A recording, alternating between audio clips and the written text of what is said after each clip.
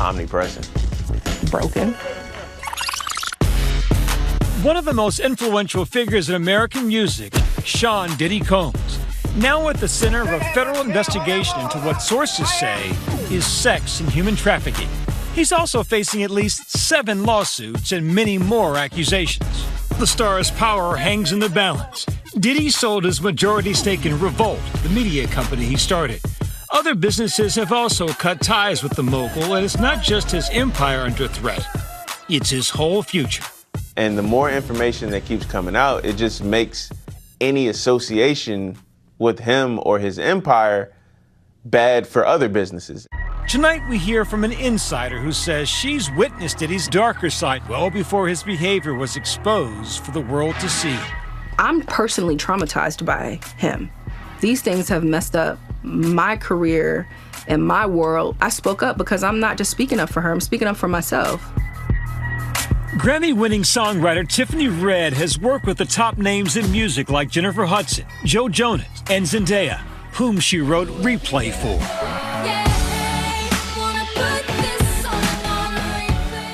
But one of the relationships she cherishes the most is with Cassandra Ventura, known as Cassie. How's she doing? She's okay. You can see what's going on. She's getting through. Tiffany met Cassie in 2015 when she was hired to work on her album. By then, Cassie had been romantically involved with Combs for almost a decade. My first interaction with him was he walked up to me and he was like, "You're the one writing all these songs about me." And I was like, "Yeah." He was like, "So she's talking to you, huh?" And then he just looked at me and then he walked away. What was the message he was sending to you, think? I mean, I felt intimidated. It felt like he didn't want her to be talking to me. Cassie met the music mogul in 2005 when she got signed to his record label. Together, they released hits like Me and You. They know you're the one I wanna give it to. I can see you on me too. Tiffany says she saw a much darker side to Combs. She was there the night of Cassie's 29th birthday party in 2015. I walk out the room, and right behind the door, there's his security is around him. They have her in the corner, and he's in her face, and he's cussing her out. And I couldn't really hear what he was saying, but could tell it was something was going on. He was really mad. He was really close to her face, and she just had her head down. And when I was standing over to the side, she just was kind of looking up at me. My sense was that everybody around him was afraid of him. Afraid of Sean Combs? Yeah. Why? I mean, because he's explosive. In Cassie's lawsuit, it said that Diddy supplied her and sex workers with drugs before and during these freak-offs. You ever personally witness Cassie under any influence? The night of the party was a freak-off. He was saying, "Tell your girl she wants some birthday." That was a freak-off.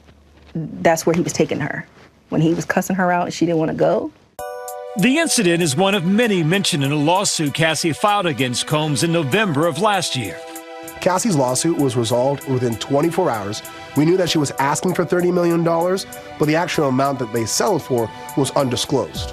At the time, Combs denied all wrongdoing and said that settling was not an admission of guilt.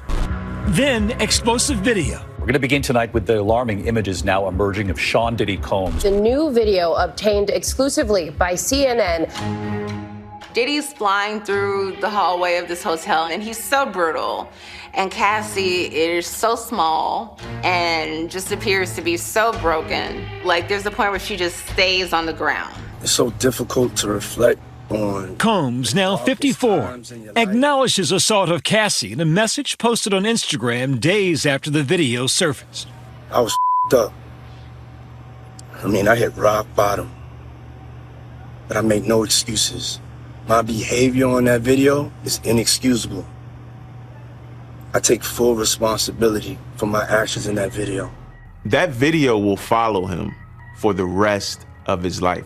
People will always remember that video. When the surveillance video emerged, it confirmed part of Cassie's allegations, though the LA District Attorney's Office says they can't file charges because it's past the statute of limitations. Cassie saying on her Instagram, in part, "Domestic violence is the issue. I am better today, but I will always be recovering from my past. My only ask is that everyone open your hearts to believing the victims the first time. Since Cassie filed her lawsuit in November, at least 6 others have followed. In a lawsuit filed in February, Rodney Jones, a.k.a. Lil Rod, claims Combs attempted to groom him into accepting a homosexual relationship. Rodney Jones's lawsuit talks about Sean Combs sexually assaulting him, touching his genitalia. It talks about sex trafficking.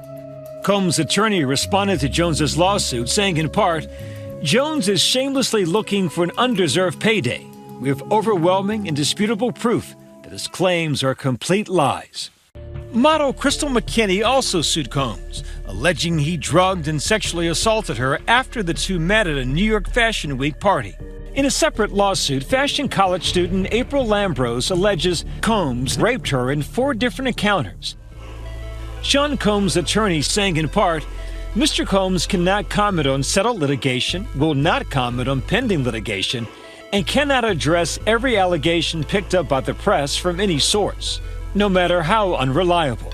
I'm going to scream from the rooftops, it's not just him. It's a systemic problem. I'm going to continue to advocate and do something to really change this. For Tiffany, she says this is personal. She's not only advocating for a friend and herself, but also for others in the music industry through her nonprofit, the 100%ers. I want there to be a whole lot more systems in place, policies in place for people like Sean Combs and others to be held accountable. The now disgraced media mogul laying low as the federal investigation is ongoing. His legal future uncertain at best. Our thanks to Byron.